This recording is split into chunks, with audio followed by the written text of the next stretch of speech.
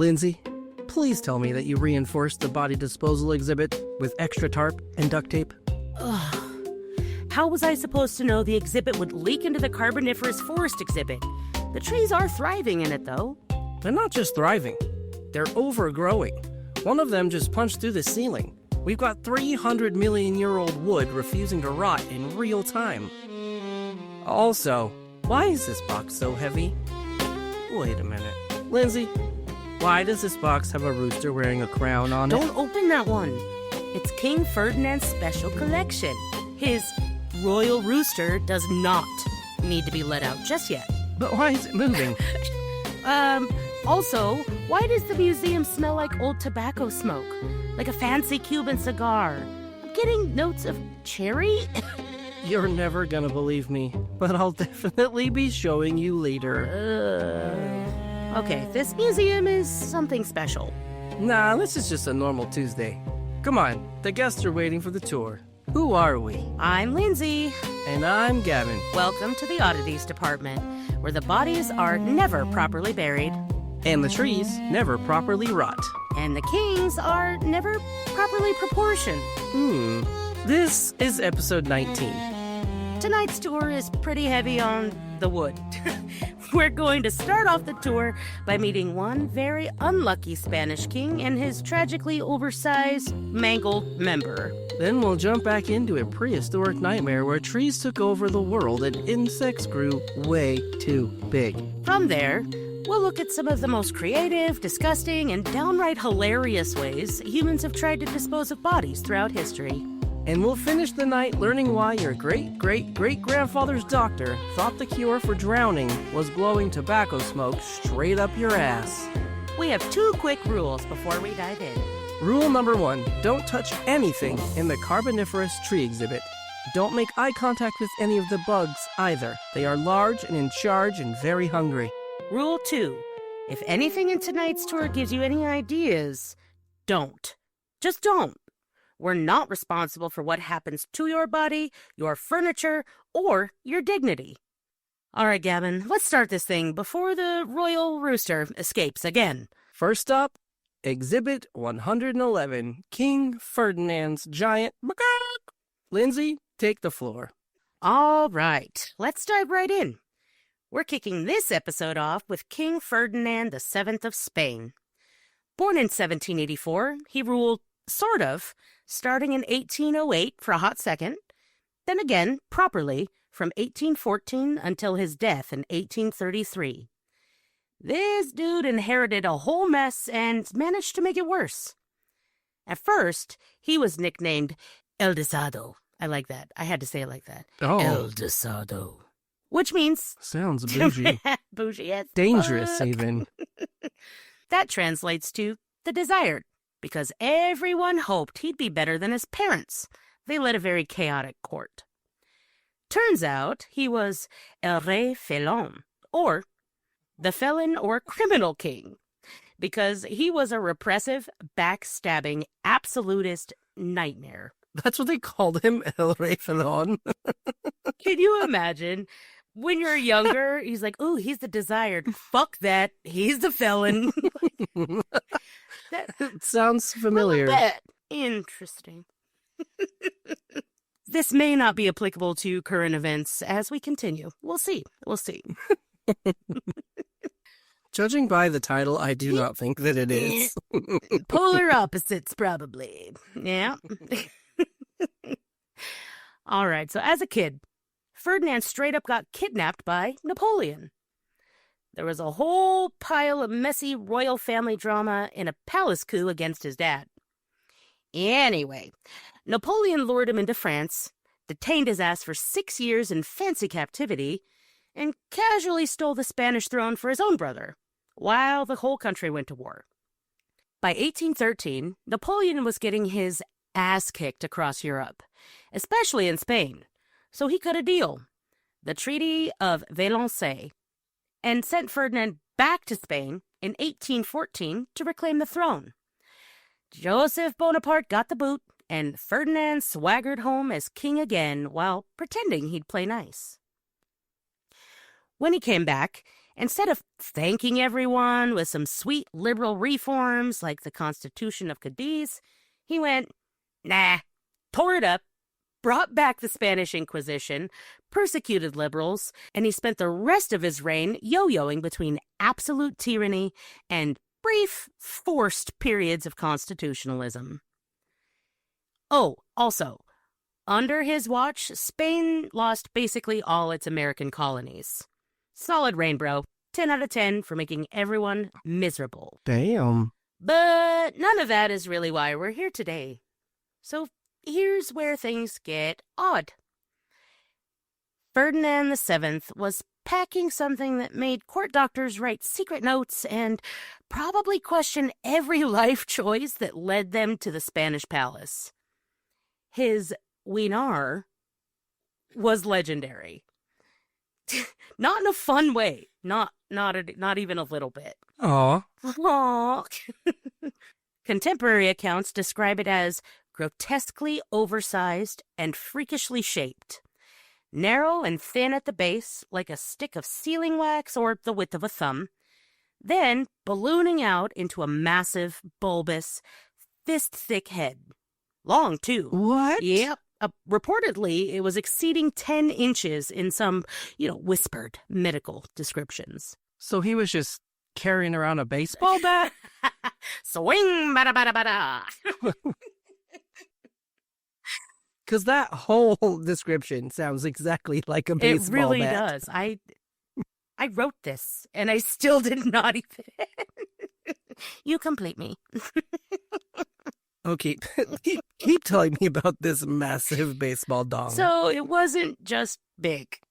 It was a biological horror show that defied the elegant Greek ideals of the time.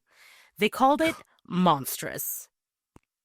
I never thought about that, because the Greeks did like tiny wieners. They really did. I mean, don't we all? You. Anyway. You speak for yourself. Can we just take a moment to be very thankful that HIPAA did not exist in 19th century Spain? Thank you. Thank the Lord. So, one of his personal doctors, Francisco Flores, apparently kept notes on this royal nightmare, because of course he did. The descriptions paint a picture of something that swelled to anatomical impossibility levels. Narrow base, grotesque girth at the tip. Doctors at the time were horrified. This wasn't, "Congratulations, Your Majesty." This was, "We need to call reinforcements and maybe a priest." Oh, shit. So, to make things workable, because, as we know, royal duty demands heirs, they had to engineer a special cushion contraption. So, picture this. A custom pillow with strategic support for that narrow little pencil-thick base, propping things up so only the bulbous monster tip had to do the business. It was basically a royal dick harness made of velvet and desperation. And the goal was that he could actually consummate his marriages without turning the queen's insides into modern art, or worse. I beg your finest pardon. We could probably call it a marital aid of sorts. And with a dick like that, it's not too hard to believe that he went through 4 wives. They were all named Maria, because royal naming conventions were as creative as his personality. First, Maria Antonio of Naples and Sicily. This was his cousin.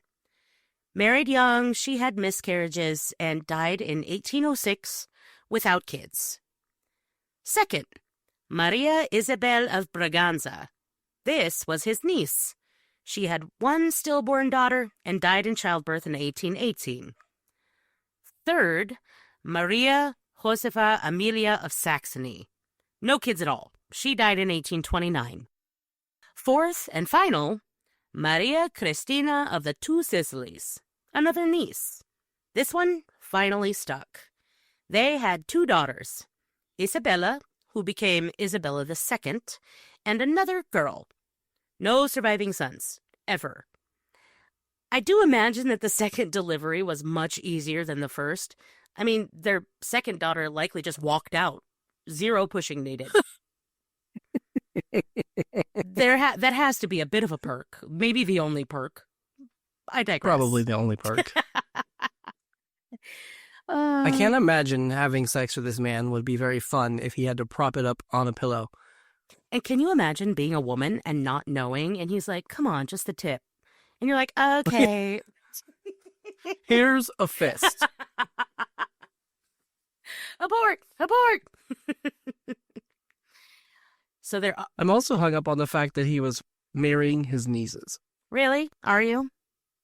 I mean, I understand that's something they did back then, but it still feels weird. Yeah. We will get into that a little further towards the end of the story. So details incoming. Now, there were some dark whispers that some of the earlier wives were seriously injured during attempts at royal baby making. The equipment was simply not compatible with human women. Definitely compatible for a big old bottom gay man, though. He was born in the wrong time. Wrong time. So, whether his big old bit contributed to their deaths is debated in polite historical circles. But in this circle, I'm side-eyeing it hard. I mean, the man needed a complex contraption to aid in baby batter delivery. That tells you everything you need to know. Jesus Christ. Am I wrong? Where's the lie? No, there's no lie. No lie. No lies detected. So, here's the thing. The lack of a male heir became a full-blown national crisis. Spanish succession at the time heavily favored males. Ferdinand's younger brother, Carlos, was next in line and a hardcore absolutist. But Ferdinand, desperate not to let his brother take over, pushed through the pragmatic sanction in 1830, allowing his daughter, Isabella, to inherit. He died in 1833 when she was still a toddler, sparking the First Carlist War, a nasty civil war between liberals backing Isabella and conservatives backing Uncle Carlos. That sounds on brand. And Spain literally tore itself apart, in part because Ferdinand's cursed pee-pee couldn't get the job done. One malformed penis, multiple wars. That's iconic. So, what exactly caused this biological train wreck? Heavy inbreeding. There it is. The Spanish Bourbons, and before them, the Habsburgs, loved keeping it in the family. Uncles with nieces, first cousins, the whole genetic slot machine. Ferdinand's bloodline was a closed loop of royal cousin fucking for generations, Gavin. Sounds like Alabama or Idaho. So while the Habsburg side of the family got the famous jawline, Ferdinand got the legendary hog deformity.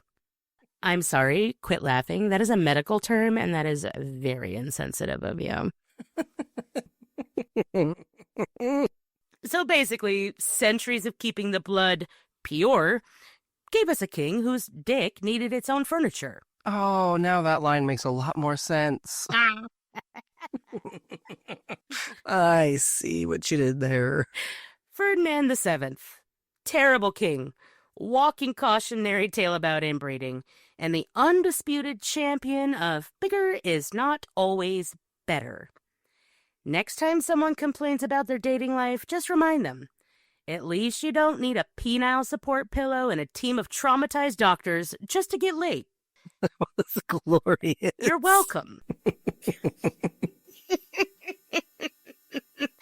All right, Gavin, let's see what you got. Can you top the baseball bat pork sword? I cannot top that. Try. What do you got? But I fear we are still going to be talking about wood.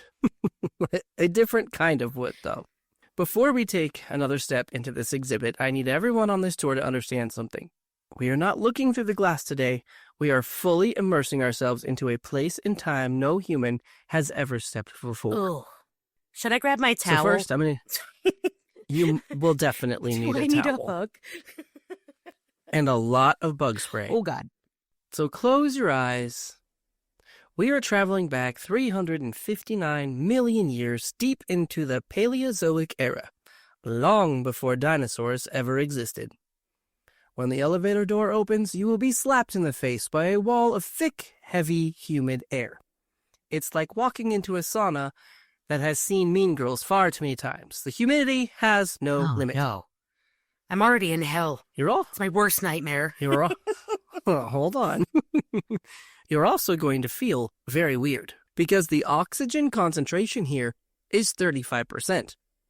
Back home in the year 2026, oxygen levels sit at around 21%. Now, this may not seem like a huge jump, but for organic life forms, it is a massive boost to some and comes at a serious cost to others. For a moment, the air feels incredible, like someone just plugged you into a wall socket. You feel alert, sharp, maybe even a little elevated or high. That's because you are. Love it. You're basically huffing pure energy right now. For now, you're not concerned, but in just a little bit, you will not be feeling so hot, because your body was not designed for this. Eventually, your body will be overcome with symptoms of oxygen toxicity. So, we're kind of on a time crunch here. Right now, your blood is becoming super saturated with oxygen, significantly increasing your stamina and reducing muscle fatigue. Moving around feels like you're wearing a mechanical exosuit. Oh, no, thank you. The euphoria your brain is feeling is dope, bruh. Until you start to get dizzy and the tunnel vision hits you, not to mention the seizures. But we're going to speed run through this exhibit before any of that affects us, okay? All right, I'm down. Cool. So take a look around you, because your brain is trying to convince you that we are standing in a forest, and technically we are. There are trunks rising all around us, tall, straight, packed close together like they're in a Paleolithic mosh pit. You see green in every direction. The growth surrounding you is dense, endless vegetation, and it appears like something you should recognize. But the longer we stand here, the more we realize that this is a much different place than back home. The illusion begins to crack, because nothing here looks quite right. Even the ground is off. Every step, your feet sink into the soil. It gives, it squishes. It squishes? It squishes. I don't like squishes. It's very squishy. It's almost like you're standing on something that hasn't fully decided what it wants to be yet. Like the earth is still workshopping its texture. And the sounds, oh, the sounds. There are no birds, no animal calls in the distance. There is no discernible background noise that your brain knows how to organize. No rustling mammals, no chirping, not anything familiar to you nor I. Perhaps just the sound of an 8-foot-long millipede and its hundreds of feet tick-tick-ticking across a downed lycophyte. Nope. Hard nope. Yes. You heard that right. A 6-foot millipede. I hate it. More specifically, it's crawling across a lepidodendron. Which honestly sounds like something out of a dinosaur documentary. But this thing is way older and way bigger. Lepidodendron, also known as the scale tree, is not a tree at all. Their closest living relative today is a quillworts, or a spike moss, a type of aquatic lycopod, which has existed since the Jurassic epoch, which are tiny little grass-like mosses that grow near or in ponds and slow-moving streams. But this is their gigantic prehistoric ancestor. Its name comes from the Greek lepis, meaning scale, and dendron, meaning tree. Its trunk is covered in diamond-shaped leaf scars and resembles snakeskin, or something akin to the skin of a pineapple. If a pineapple and a reptile had a baby that decided to grow 150 feet tall. The fuck? These scales were actually the bases of long, grass-like leaves that fell as the tree grew. You know what's fucking me up? When I was reading this earlier, I was reading it in a British accent. I should you have were just David Attenboroughing yourself. These scales. I was. Do it. We should just make you British one day. We're talking 100 and 20 to 150 feet tall in just 10 to 15 years. That's faster than most people can pay off a car loan. They only branch out at the top of the tree towards the end of their life. Its root system is a shallow, bifurcating network known as stigmaria, which anchors this massive plant in the soft, waterlogged soil of tropical swamps.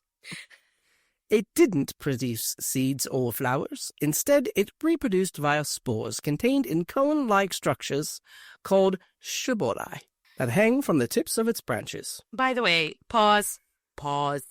Yes? I get it. That is magnificent. I feel like I am watching a documentary. Perfect. Please proceed with the giant plant of terror. Spore cones, like a fern on steroids. Imagine that. If you look around even more, you'll see a siglaria, a close relative of the lepidodendron. But this one looks even more alien. Standing at 100 feet tall, a little shy of its cousin, the siglaria, like technologia.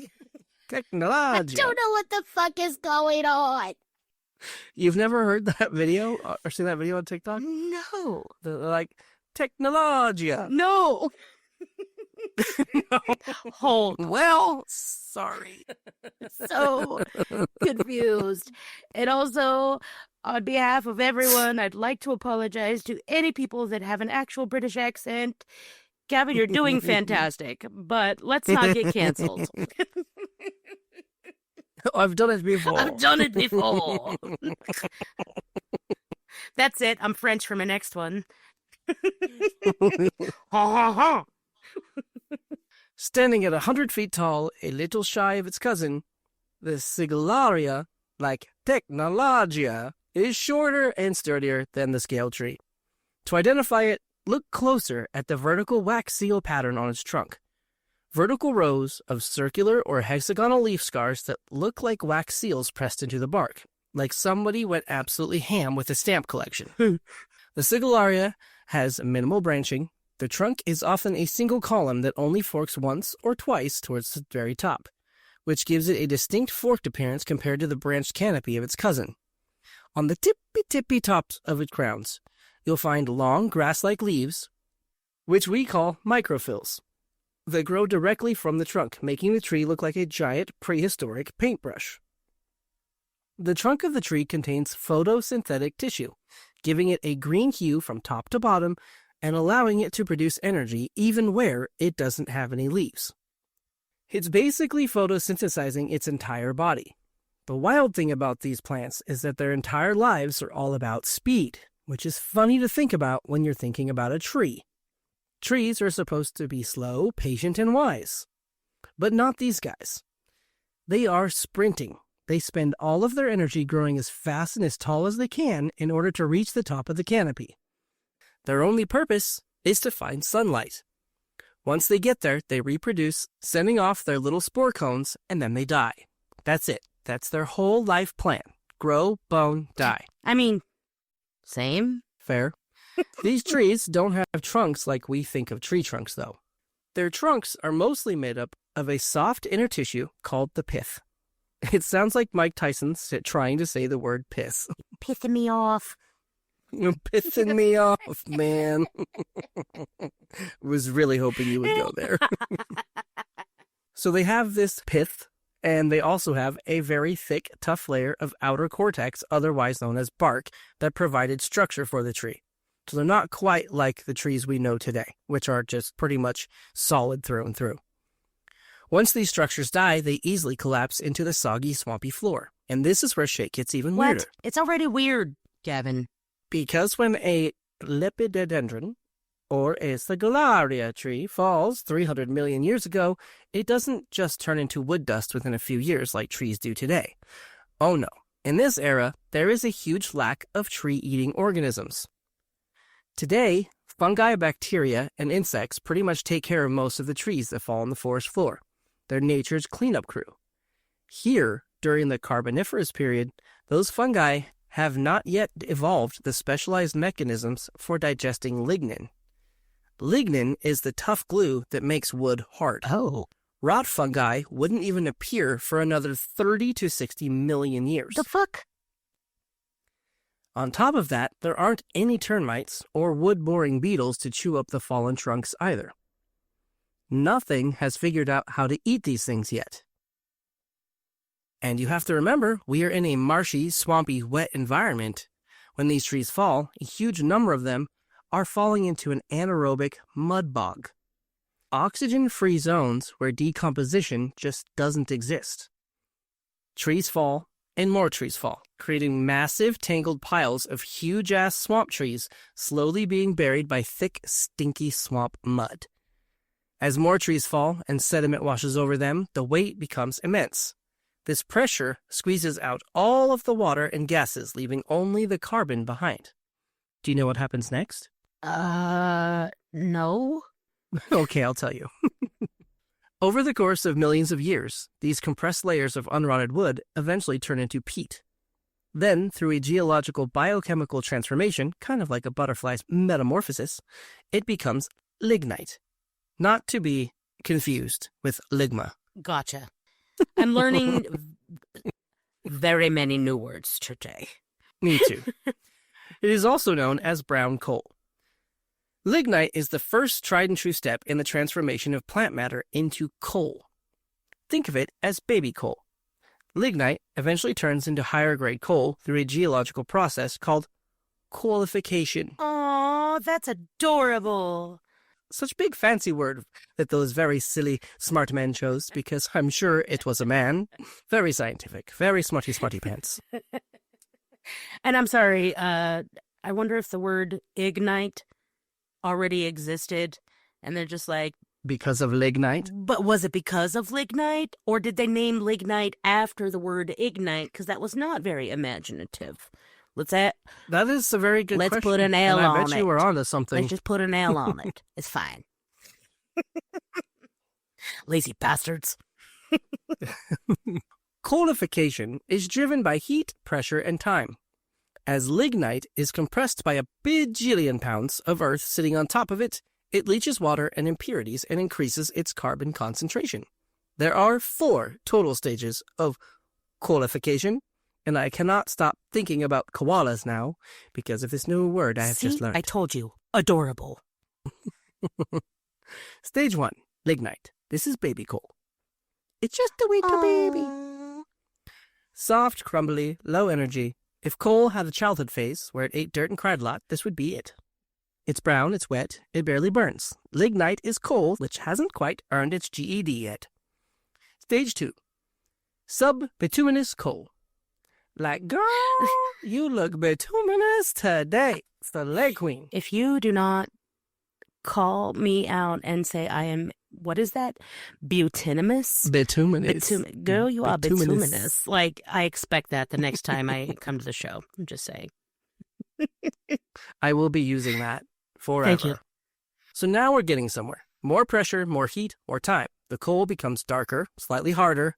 It's like lignite went to the gym for a few million years and came back as a super tan swole bro. Still not great, but better. Think of it as coal's awkward teenage phase. I told you I'd be back. Stage 3. Stage 3. Bituminous coal or soft coal. And now we're talking. We're cooking. This is the coal that actually gets shit done. Less moisture, much harder, significantly higher carbon content. This is the most common type of coal used today for electricity generation and steel production. If coal were a person, bituminous coal would be the only one with a steady job, a mortgage, and a 401k. Reliable, productive, boring, but unfortunately essential. Why am I suddenly attracted to coal? What the fuck? Some tree. I'm trying really hard. Steady job, mortgage. To make coal sound cool even though it's not. Ooh, talk dirty to me. Continue. And last but not least, stage 4. Anthracite or hard coal. This is peak coal, the final form, the final boss. The coal that coal dreams of becoming. This stage only happens under the most intense metamorphic conditions. We're talking extreme heat and pressure that would make a diamond jelly beans. Anthracite is shiny black, very hard, and contains up to 97% carbon, almost no moisture, almost no volatile matter, just pure, compressed, ancient, big deal energy. Exactly how I like my coffee and my men.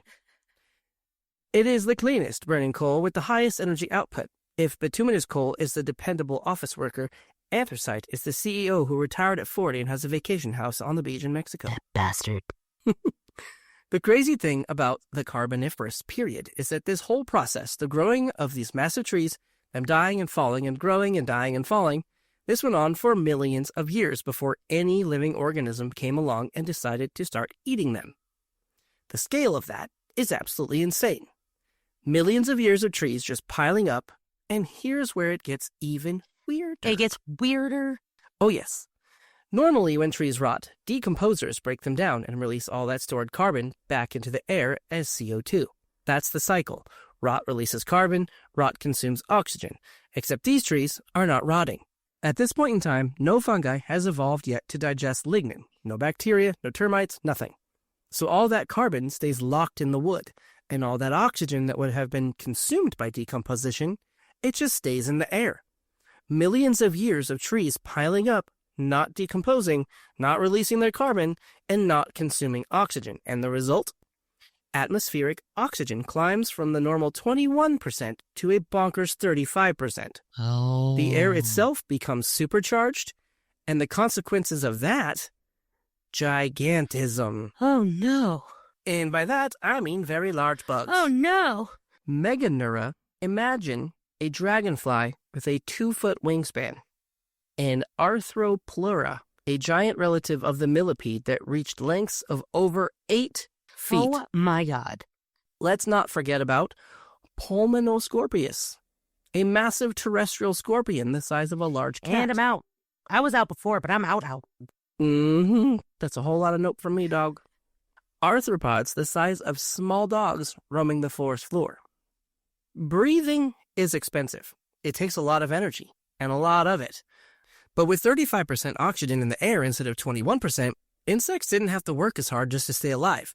Their respiratory systems could chill, which meant all that energy they used to waste on breathing, they could now spend it on something way more fun. Like getting huge. Getting swole. Growing bigger and bigger and bigger until you've got a scorpion the size of a Cocker Spaniel. All because the air was doing half of the work for them.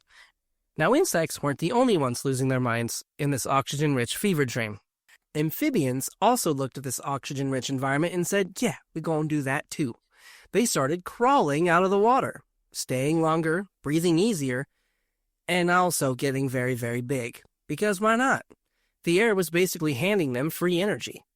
But here's the thing about amphibians. They still need water to breed. Eggs in water. Tadpoles. The whole cycle. Like, we know the drill. Until one day, evolution said, what if we just didn't need water anymore? Enter the amniote egg, which is something I learned today. Same. Literally right now at this moment. A self-contained life support system. A portable water bottle for baby reptiles. Aww. Suddenly, reptiles could breed on land. No more trips back to the swamp. No more dependence on water. Just dry land, a lot of oxygen, and the freedom to literally go anywhere. And they did. They went everywhere. Now fast forward, millions of years pass by, those giant tree corpses piling up in the swamp. They're getting buried deeper, hotter, more compressed than ever. Here's the kicker.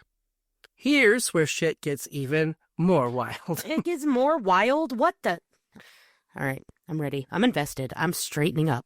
It gets wild in the most darkest, most cosmically ironic way possible. Coal, this stuff that we've been talking about, is the single largest source of global carbon dioxide emissions today. As of right now, as we speak. By burning it, we are literally returning the carbon that these ancient forests spent millions of years removing from the air. Oh. The same carbon that triggered ice ages when it was locked away. The carbon that cooled the entire planet. Oh. And caused ice ages. We're putting it all back. All of it. On some level, I've known this. Like, of course, we know this. Coal, global warming, carbon emissions. This context is what the fuck. And this context is exactly what I was like, that's crazy. I need to tell people about this. We must alert the press. No one has ever... Oh. It's like when they hear it like this, they'll understand. That is literally me. I mean, I get it, but now I'm like, oh, I get it. Uh-oh. So it's almost as if someone spent 300 million years meticulously cleaning their house, and then when we walked in, we dumped all the trash back on the floor and said, "You're welcome." In just a few centuries, a mere geological blink in time, just a teensy-weensy little blip, we are undoing hundreds of millions of years of planetary cleanup. The trees that saved the planet from a runaway greenhouse effect, we're reversing their work, with enthusiasm, with all too much confidence, causing the planet to warm in ways not seen since before these forests even existed. One lump of coal at a time, one power plant at a time. But we need the energy, we kept saying. We are literally speedrunning the undoing of an entire geological era. And you know what's wild? We can't stop. I hate us. We suck. I hate us too. Because we built literally everything. Our cities, our infrastructure, our entire modern civilization on top of burning coal. It's like we found the planet's emergency savings account, spent it all on a party, and now we're shocked that there are consequences. The Carboniferous forest locked away that carbon, and we dug it back up, burned it, and now we're standing here like, wow, why is it so hot in here? I cannot make this shit up. It is real. This is what we did and what we are doing, and it will become our undoing. I hope you learned something, because planet Earth did, but we chose not to listen. Oh, Gavin. Right? I know. That was the most interesting and just depressing to the core exhibit. Let me punch you in the gut with some facts. Oh, God. Wow. It's crazy when you think about it on that scale, though, isn't it? And then in true human fashion, my first thought was, oh, I'm happy I will be long dead. Before.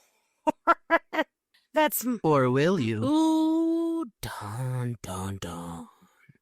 The one thing I would like to point out, though, is how excited would you be to get some kind of fossilized giant millipede in a jar? That would be so cool. Right? We would need a really big jar. We definitely need to find a bigger jar. Well, we could use up the coal to make one. Bad timing. It's true. We really need to do better. By the way, I want this thing. I need coal for it. And on the note of decomposing, Lindsay, what is exhibit number 113? Oh, Gavin. All right. So, this exhibit was inspired by none other than our fearless leader and mastermind, Gavin. Oh, dear. Oh, dear. I would like to state for the record that Gavin has not read this story. This is brand new. So, context. I'm intrigued and also a little afraid. It'll be fine. Not too long ago, on the Book of Faces, I see a post pop up from you that says, and I quote, "Is it weird that I don't want to be buried or cremated? I don't want to slowly rot or be burnt to a crispy. I want to be eaten. Feed my lifeless corpse to a zoo lion or something useful. I want my flesh to provide actual purpose after I'm gone. Laugh emoji, shrug emoji, end quote." Facts. Straight bars. I honestly should have had you read that in your voice. No, it was way more fun hearing someone else read it. So that is right. Gavin James, creator of this beautiful chaos, collector of dead things in jars, our favorite photog karaoke DJ, dropped a post saying that he doesn't want to rot in a box or get turned into crispy cremains. He wants to be useful. He wants to be eaten. He wants his bag of bones to provide purpose. I stand on God. Since I've told you many times that you, Gavin, are solely responsible for securing my notes app when I die, as well as to take possession of my phone so that you can send text to people at my funeral, I fear that I am a really good person to talk this through with you. I love this so much. I have built you a menu of sorts. 3 absolutely unhinged, culturally respectful, but not really options that... Fuck, whole thing over. 3 absolutely unhinged, culturally respectful, but kind of not really options for what to do with your meat suit when you finally tap out. So, let's see what odd and weird ways that we might honor your final wishes. Yes. Quick disclaimer. I am not a mortician. I am not a lawyer. I am not a cultural anthropologist with a PhD. I am simply a degenerate who loves you and thinks your dead body deserves more than boring dirt. Thank you. Let's start with the most metal one. Picture this, Gavin. You're high in the Himalayas. Jagged, snow-covered peaks stretch endlessly into clouds. Prayer flags snapping in the wind. Distant bells echo through the valleys. But also remember, you're dead, so you probably don't care. Anywho. Your lifeless body gets carried into a special stone platform by people who do this for a living. They call them... Don't you fucking dare. Roygyopa. They call them Roygyopa, or body breakers. They take your... Damn, that does sound metal as fuck. Peaceful sky burial body breakers. Body breakers. So here's what they do. They take your clothes off, say some prayers, Yes. and then they go to town. But not in a good way. Don't get excited. They basically smash you up, slice you up, grind your bones into powder, and mix it with barley flour and yak butter, called sampa, and lay it all out like the world's most exclusive buffet. Sounds kinky. I don't shame. But then the vultures show up. Hundreds of them. Yes. Himalayan griffins with 9-foot wingspans. Yes. They can polish off an entire human body in under an hour if they're feeling motivated. Yes. Maybe it isn't zoo lions, but I feel like you might approve. I feel like you're okay. Definitely. Anywho, in Tibetan Buddhism, this is called jator, or giving alms to the birds. Your soul's already gone, the body's just an empty rental car. Why waste perfectly good protein when it can help sacred birds? Fair. Now, while this does feel like the you option, and your reactions have just reinforced that, this one comes with a bit of a catch. Uh-oh. The catch? Vultures are notoriously picky. If they leave parts behind, it's considered bad karma. Oh, no. So, if a bunch of vultures take one look at your corpse and go, nah, we're good, the whole community is going to be whispering about what you did in your 30s. Oh, gosh. I was up to no good. Also, side note, good luck getting permits for this in most countries. You'd probably have to die in Tibet or convince a zoo to let you be the main course for their big cats. Would it be badass? Yes. Would tourists try to take selfies with your ribcage? Also yes. Yes. If this option does feel right, though, I can try my hardest to make it happen. Let's be real, though. It does sound incredible. You know me, let's keep it real. I'm old, fat, and can't outrun any kind of authority. So the headline would probably read something like, "Woman found passed out in a stairwell of the morgue with a cadaver strapped to her back." We'll take this offline. Let's move on before this turns into actual evidence in a body snatching case. This is incredible. All right, we're going to keep going. You like that first one? Let's see what option 2 brings. So, option 2 is not, I'm not going to lie, it's horrible for you, but in the most hilarious ways possible. I giggled the entire time I wrote this. All right, it's called Famadihana in Madagascar. So here's the deal. Every 5 to 7 years, families go out to the ancestral tomb, pull their relatives out, wrap them in fresh silk, spray them with a little bit of smell good, and then they party with the corpse. Yes. They dance, they tell stories, they parade the bodies around like it's a family reunion and Grandpa just won the lottery. Kids are running around, music blasting, everyone's drunk on rum, and then they put you back in. Till next time. It's joyful. I love this for me. It's intimate, it's deeply loving, and Gavin, don't get ahead of yourself, because if I know anything about you, this would be your personal hell. This is where the comedy gold comes in. You're the karaoke DJ. You're the life of every party. Parties aren't the same without you. So every 5 to 7 years, me, your friends, all of your karaoke regulars would drag your increasingly skeletonized ass out, prop you up with a microphone, and make you host the party one more time. No! And if I had my way, because I'm a true friend, I would also have some kind of contraption so you could relive your viral twerking escapades. We'd put sunglasses on your skull, play your favorite tracks. You'd more than likely be forced to duet Picture and Love Shack. Oh, you are so cruel. Gavin's back, everybody. He's looking a little gaunt, but he's still got it. You would hate this. You're the guy that doesn't want to rot slowly. This is the slowest, most social, most look at me, I'm still here option that we have available on this menu. It sounded good in the beginning, but I'm not here for it anymore. I was so happy when you were cheering because I knew that was going to change. If anybody plays Picture at my whatever I'm going to be having after I'm gone, I will haunt you for eternity. This is the most torturous option on the menu. And we would do it with love. All right? Every single time.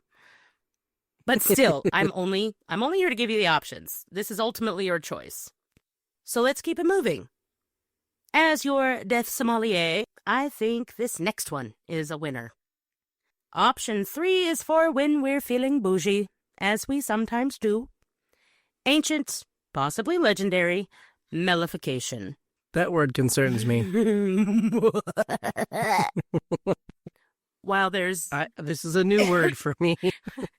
Okay, so on this one, while there's no direct archaeological evidence of mellification of human remains, it's mentioned in 16th century Chinese medical texts. The most detailed account comes from Li Xian's medical text, Bankao Gangmu. That's the best I can do. Don't at me. That sounds good to me. So this medical text was completed somewhere around 1578, 1596, in the section on man as medicine. Here's the rundown. The idea is that you spend your final months or years eating and drinking nothing but honey. Then after your death, your body is submerged into a giant vat of honey for decades. The honey supposedly preserves you and turns you into this marinated, edible, semi-mummified corpse candy. This sounds like Winnie the Pooh would love me. I do believe, yeah, because people are supposed to eat you later as medicine or a delicacy. Oh, fun. Gavin, I would like you to just stop for 1 second and imagine all of us sitting at a giant table in warm candlelight. Our friends are making smoked tequila cocktails, then the sound of clanking on a glass. After a 10-year wait, brunch is finally served. Today's special is marinated gavi candy with aged balsamic and a nice rosé. Hell yeah. We would invite everyone over. Charcuterie board with little slices of you. We would also offer suggested pairings. This piece from the thigh goes beautifully with our 2029 honey vintage. This one's fancy, and it's horrifying, and it is so deeply on brand for people who collect dead things in jars. You would be... And cannibals. You would be the ultimate bougie snack. Eternal. Shelf-stable, possibly medicinal, and occasionally passed around at parties like a really fucked up fruitcake. I love that. Actually, full disclosure, I think I might start calling you Bougie Snack while you're still amongst the living for funsies. Bougie Snack. And just think, at these tasting parties, we could do tasting notes. Yes, notes of Gavin's terrible life choices with a hint of regret. Ooh, you can really taste the 2011 nightclub scene. It's a little hint of herbs. Circa 2011.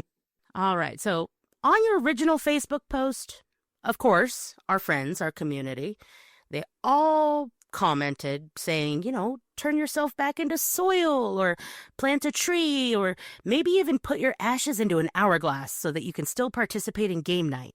That one does sound But fun. hear me out. What about turning you into glitter? Look, modern science can press ashes into diamonds. They can turn you into fireworks. They can probably suspend your cremains in resin and make you into craft herpes that gets everywhere for eternity. We could literally make gift Gavin that keeps glitter. giving. Yes. Eternal. Fabulous. You would be at every party, every event, every drag show, stuck in people's hair and carpet for the next 10,000 years. If I don't end up in a stripper's boobies, I will be so mad. I thought you might say that. Yeah. Gavin, whatever you pick. Vultures, dancing skeletons, honey candy, or becoming the world's most annoying glitter, I've got your back. The least I can do is make sure your meat suit goes out in the most Oddities Department way possible. So, what's it gonna be? There's no need to make a choice now. When you're ready, just write your final wishes on a piece of paper and throw it in a jar with one of your dead things. I'll try to honor it, probably. Let me contact my lawyer Please don't. and see what we can get away with here. Please don't do that. Don't name me. Just theoretical only. Poor Lindsay. She's like, I've got to go out before him. For sure. Your job is so easy compared to mine, really. Delete the notes. Text that stupid bitch from 2010. Oh, I'm on it. I know you are. That was incredible. All right, Gavin. Well, that is my exhibit, I guess. My brain has gone blank. I need more oxygen. I need those we need 35%. I need coniferous trees and Carboniferous. koala carbon. I kept calling them coniferous trees, and every time as I'm writing it, it's like carboniferous. Carbon. I just kept reading carnivorous. So I really thought it was gonna be about trees that ate things. Put that note in my back pocket. That's carnivorous prehistoric trees. I know there is a burial method where they literally put your body inside of a hollowed out tree. I've seen that too. We could do a combo. We could soak you in honey, wrap you in silk, shove you in a tree. Resurrect me every 7 years for a karaoke party. But only a private party. Yes. No picture singers allowed. No. All right. Only the bangers. I'll make a playlist. Only the bangers. All right, Gavin. So now that we've gone over your post-mortem death options, what have you got for the next exhibit? Oh, Exhibit 114. This one slapped me in the face. Also slapped me in the ass. Okay, done. I'm going to need you to take a deep breath. This next exhibit is something that I came across yesterday, and I could not believe what I was reading, and I am so sorry for what I'm about to subject you to. Or am I? I'm probably not sorry. This is just what Gavin, you're I still scaring can't me. believe this is my job. I'm a little terrified, but all right, let's go. We all know by now that medicine has evolved in so many ways over the course of history. This specific technique or treatment, I'm not really sure what to call it, was something that was considered good medicine for a really long time. That can't be good. Something that doctors, trained medical professionals, and we say that a lot here We do. at the Oddities Department.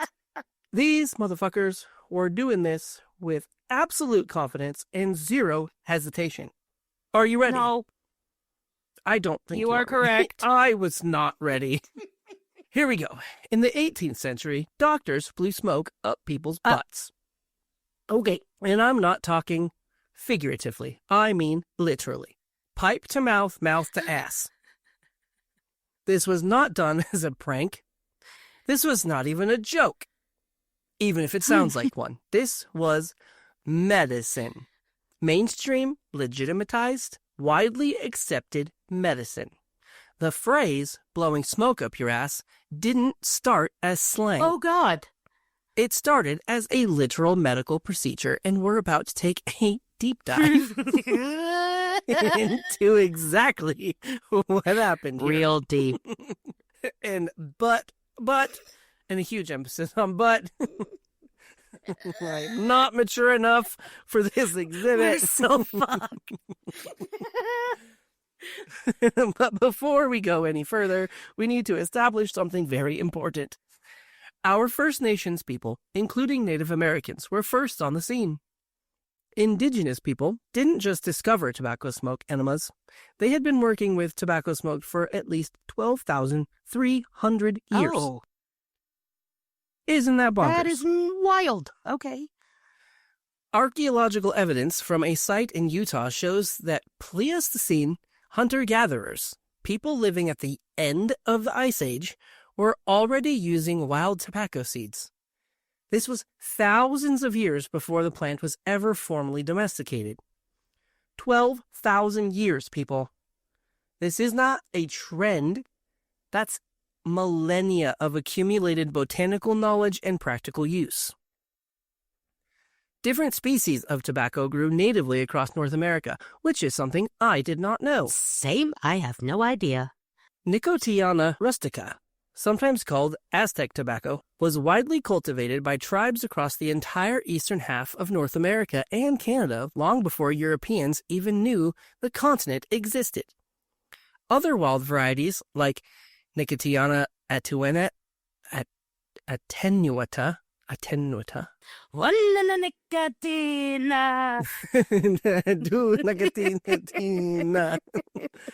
Nicotiana attenuata, coyote tobacco, grew in the drier western regions. Indigenous peoples understood these plants. They knew their properties. They knew how to use them medicinally. They developed careful, thoughtful practices within a framework of knowledge passed down over hundreds of generations. Tobacco smoke enemas were a part of that tradition. Used carefully, used correctly, used with purpose, and they had two distinct methods, which, with its own logic, is its own application, its own understanding. Dig it. The smoke method.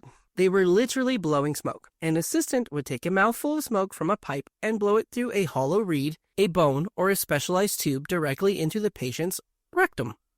This was used for emergencies, people who had lost consciousness, and for certain rituals. The logic? The smoke was seen as a powerful carrier of prayer and life force. The warmth and spirit of the tobacco smoke would stimulate the internal organs, shock the person back into consciousness, and bring them back from the edge. It wasn't just medicine, it was spiritual intervention delivered through the body via the cornhole. The liquid method. For deeper medicinal treatments or extreme spiritual trances, they used liquid infusions. Tobacco leaves were steeped in water to create a potent tea. This was administered using a bulb syringe made from an animal bladder attached to a hollow bone or reed. Here's the thing. The rectal lining absorbs substances into the bloodstream much faster than the stomach. Using an enema allowed shamans to reach extreme levels of intoxication, often for visions, without the nicotine causing the immediate violent vomiting that would happen if they drank that much tobacco tea. It was efficient, it was very intentional, and it was controlled. Well, why the rectum specifically? Why not? Indigenous, right? Hashtag butt stuff. Indigenous practitioners understood that the lower intestine was a fast track to the body's systems. Medical efficiency. It was used to treat parasites, constipation, even hernias. Ritual secrecy. In some Mesoamerican cultures, these were private, sacred rituals, not public, no party, more like a meet and greet with your soul and the spirit world. And we know this wasn't just oral tradition or guesswork. Mayan pottery from the classic period actually depicts figures using enema jars and tubes. The evidence is right there. This was just sacred practice with thousands of years of refinement behind it.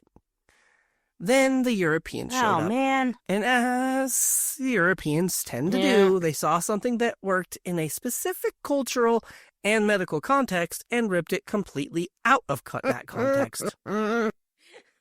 They also ignored 12,000 years of accumulated knowledge and said, we can make this worse. And boy, did they ever.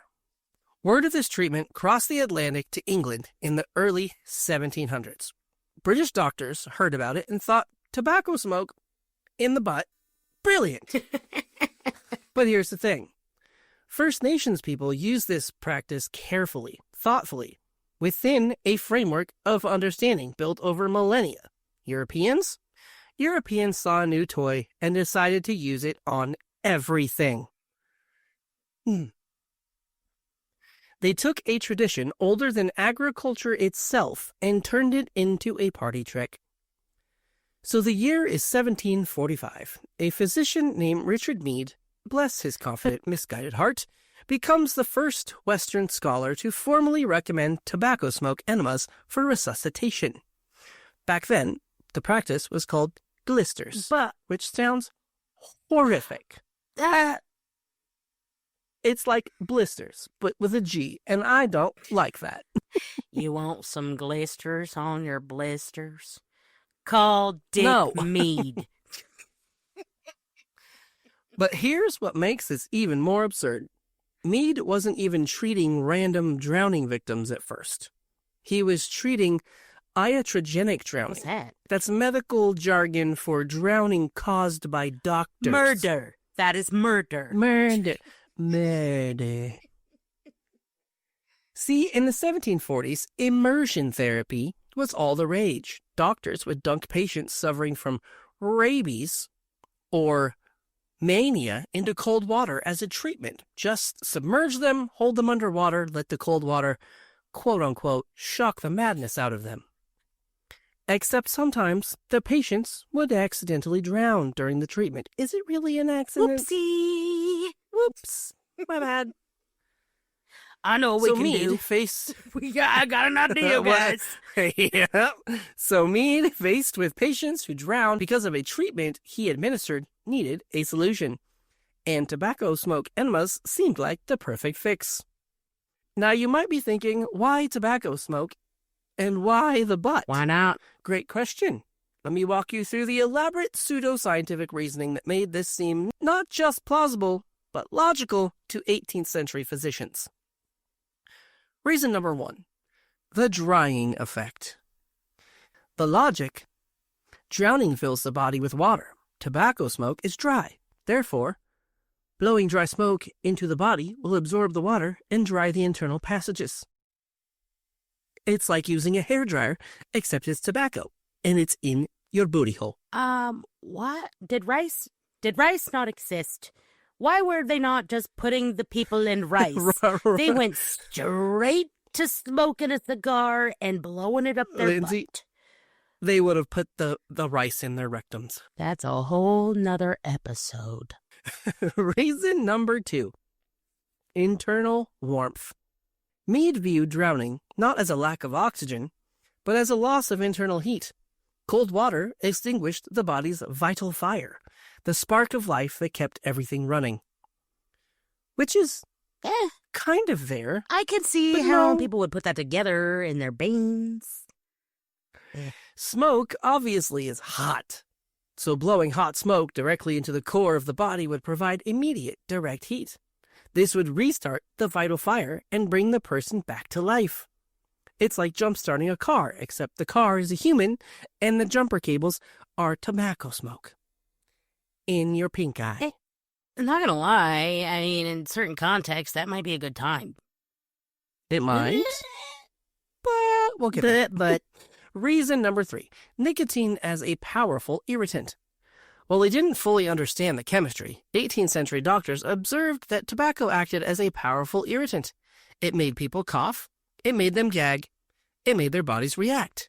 So the thinking was, if you blast someone's insides with a powerful irritant, it will shock the heart into beating again and stimulate the lungs to resume breathing.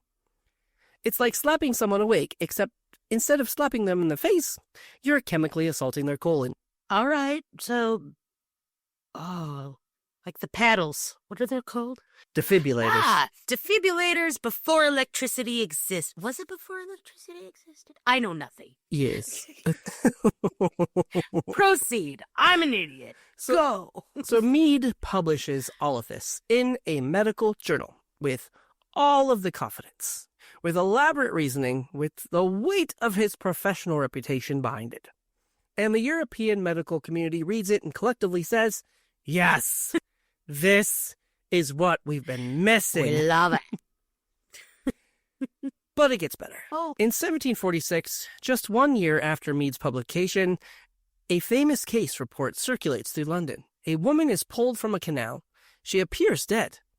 On the advice of a passing sailor, her husband uses the sailor's pipe to blow smoke into her rectum, and she revives. It's a miracle. The story spreads like wildfire. Mead's theories are now validated, not by rigorous testing, not by controlled studies, but by one anecdotal case involving a sailor's pipe and a very unlucky lady. Lucky or unlucky? Suddenly, every doctor with a tobacco pouch thinks he's a resuscitation expert. The fad spreads across Europe like wildfire, or tobacco smoke through a rectum, I guess. By the mid-1700s, tobacco smoke enemas are the hot new medical trend. Of course they are. Right up there with bloodletting and leeches, and drilling holes into people's skulls to let the bad spirits out. You know, science. Now let's talk about where this really took off. London, 1700s, the Thames River is filthy. It's basically an open sewer. People fall in a lot. Blech. Some of them drown. Some of them almost drown. And when they get pulled out, cold, wet, and unresponsive, volunteers from the Royal Humane Society are standing by with their tobacco enema kits, ready to go. So picture this. You're a Londoner. You've just been fished out of the Thames. You're coughing up disgusting, poopy river water. You're disoriented. You're cold. And then someone says, don't worry, we're going to blow tobacco smoke up your bungus. And then they do it, whether you like it or not.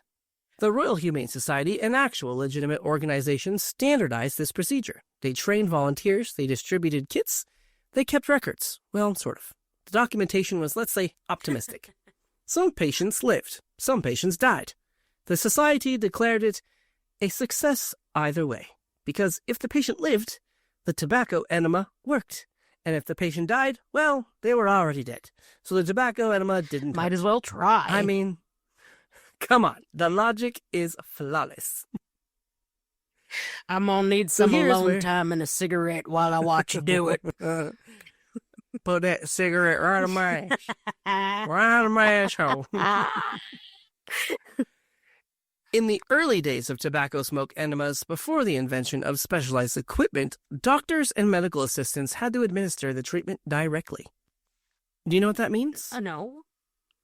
Mouth to Those butt. kinky motherfuckers. That was on purpose. No bellows, no tubes, no barriers, just a doctor, a patient's chocolate starfish, and commitment. The procedure went like this. Step 1, light tobacco in a pipe or smoldering vessel. Step 2, place your mouth on patient's anus. Step 3, blow. Step 4, hang your head in shame. Or pretend shame. I don't believe it.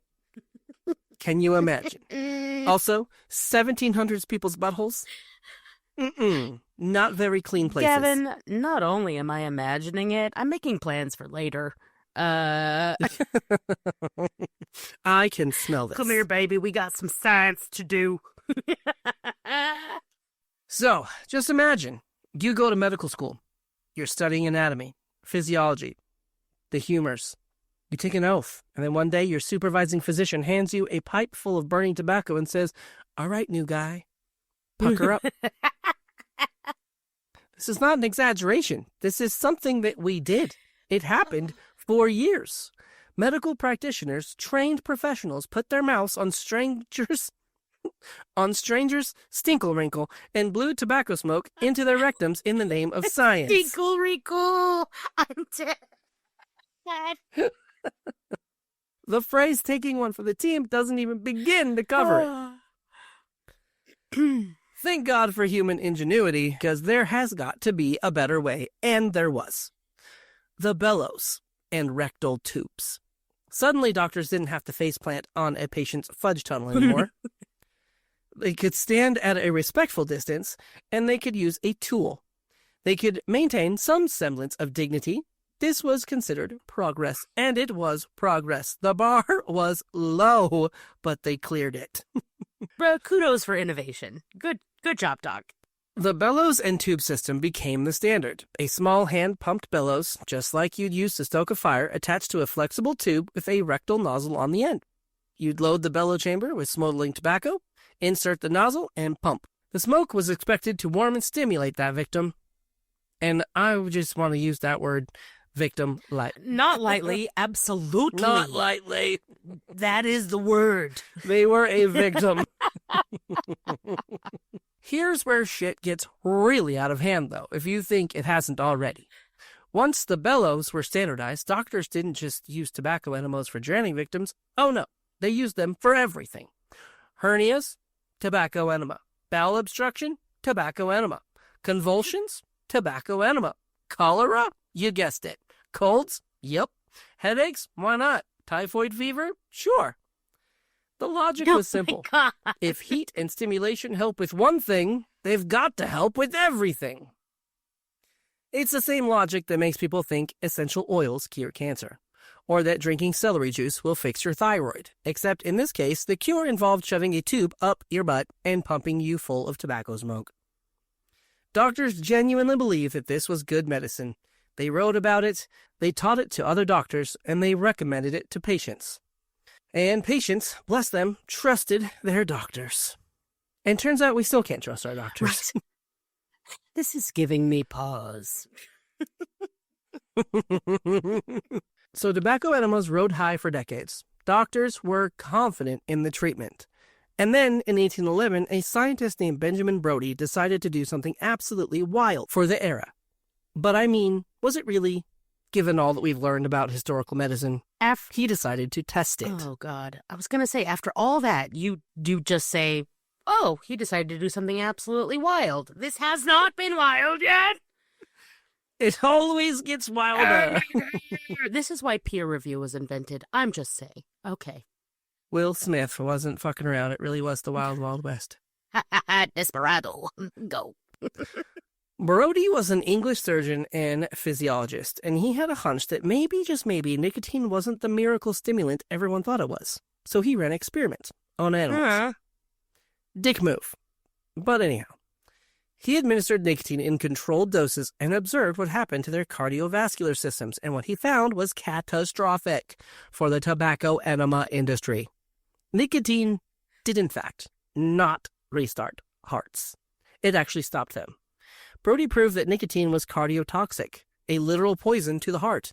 In large doses, absorbed rapidly through the colon's thin lining, nicotine didn't stimulate circulation, it halted it completely. Oopsie. My bad. Brodie published his findings, and the medical community slowly, but reluctantly, began to realize that they may have been catastrophically wrong.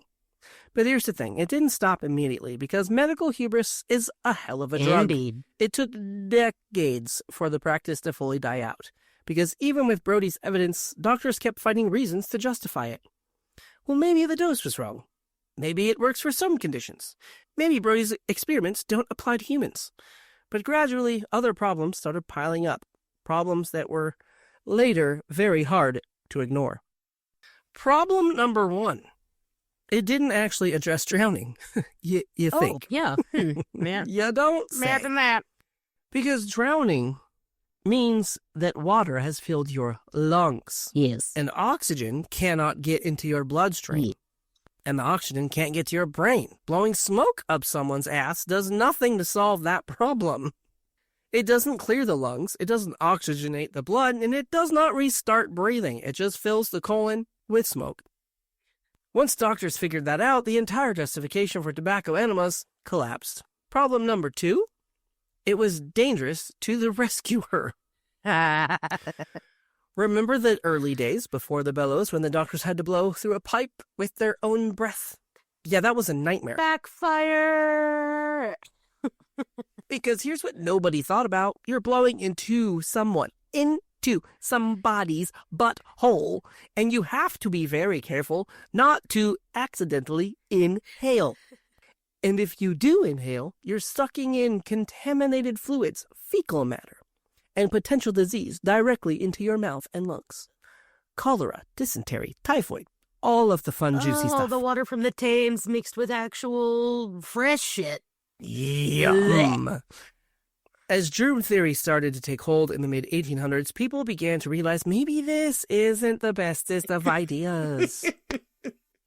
Problem number 3. Better alternatives already existed. Wait. At the same time, there were better alternatives and they stuck with the smoke up the butthole? By the 1830s and 1840s, doctors were developing more effective resuscitation techniques. Actual respiration, early forms of CPR that actually worked. You could manually compress the chest and force air into the lungs.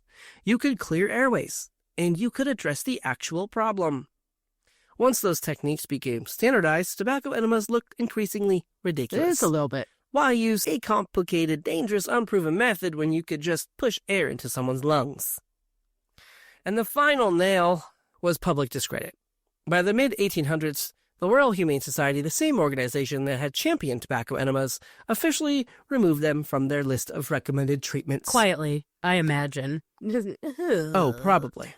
And that was it. The practice was done. Medical schools stopped teaching it. Kits were taken off the walls. And the bellows and rectal tubes were packed away and forgotten. Here's the thing, though. Tobacco smoke enemas are gone, but the phrase has survived. Blowin' smoke up your ass. It took me far too long into researching this to actually understand what that actually meant. They were literally blowing smoke up their ass because it didn't actually work. So when you are blowing smoke up someone's ass, it's because whatever you're talking about isn't real or it doesn't work. It's a big show. It seems like you're doing something great, but ultimately useless and probably harmful. And we use it all the time. It means lying, flattering, manipulating, bullshitting. And it comes directly from this era, from the rectum.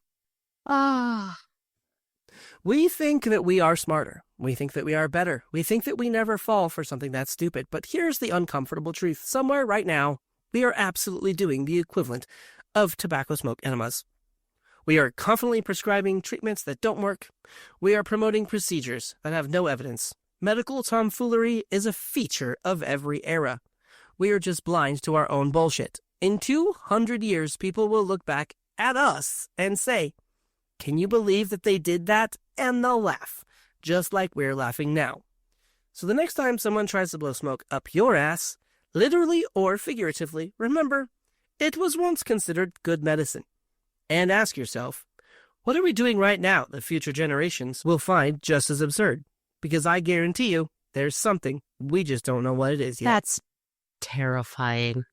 And that is Exhibit 114. You are welcome, and I am sorry. Oh, I am traumatized. Well, but now I want to know, and I shouldn't be saying this publicly, but what happens when you blow pot smoke up someone's butthole? Do you get more high? Well, looks like I have plans this weekend. I will keep you informed. I will need you to report back with your scientific diagnosis. I'm gonna need a funnel, but I can make this happen, for sure. I'm here for it. For science! Oh, Gavin. Well, we started this tour talking about a Spanish king's tragically mangled, oversized wiener. And we leaned into those wood puns pretty hard. We really did. With pride. Of course. Then we immediately went back 300 million years to a time when trees refused to rot and bugs were the size of dogs. You know, that part actually felt educational for about 30 seconds. And then we went full gremlin mode with creative body disposal methods. You've got a lot to think about. And finally, we ended the night by learning that 18th century doctors were out here blowing tobacco smoke up people's asses like it was legitimate medicine. This tour went from royal dick jokes to immortal trees to cesspits to ass smoke. We really said, no theme, just vibes. And I'm okay with it. thank you for joining us on what was possibly our most unhinged tour yet. And every time it just keeps getting better or worse, depending on how you look at it. But if you made it from the front door to the end of the tour, you're a certified weirdo now. No take backsies. You're one of us now. Unfortunately, the museum is kicking us out. Don't worry. We've got more exhibits waiting that are somehow even worse than this one. Next week's lineup is, per usual, friggin' weird. We're excited. You should be concerned. If you enjoyed this episode, drop us a rating and a review wherever you listen. It really helps other weirdos find the show and helps us grow. And if you want even more chaos, come find us on Facebook and TikTok. We post bonus clips, behind-the-scenes nonsense, and way too many cursed memes. All right, let's get out of here before the janitor gets here. He is really not a fan of us. Oh man, he's not gonna like us after this one. Stay curious, y'all. Stay weird. And whatever you do, do not blow smoke up anyone's ass. Okay, bye. Bye. Dude, nice. That was solid.